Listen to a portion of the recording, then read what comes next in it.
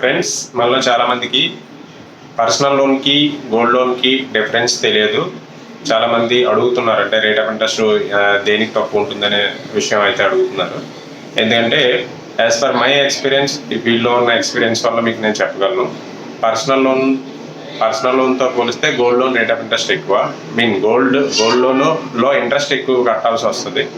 Gold loan interest ఎక్కువ, ఎందుకంటే అది మీరు కంపేర్ చేసుకోవచ్చు. ఎందుకంటే ఇయర్లీ మీకు ఎంత ఇంట్రెస్ట్ పడుతుందో గోల్డ్ లోన్లో చూడండి. అలాగే పర్సనల్ లోన్లో కూడా మీరు ఇయర్లీ ఇంట్రెస్ట్ కాలిక్యులేషన్ చేసుకోండి.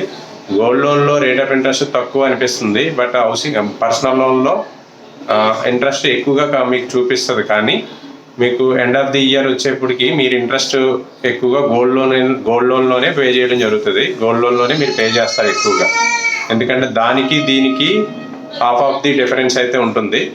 ఒకసారి మీరు చెక్ చేసుకోవచ్చు.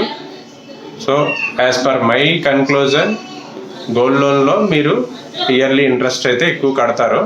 అది ఎందుకు ఏంటి అనే విషయాన్ని నేను నెక్స్ట్ వీడియోలో మీకు ఎక్స్ప్లెయిన్ చేయగలుగుతాను. Friends, thank you for watching the channel.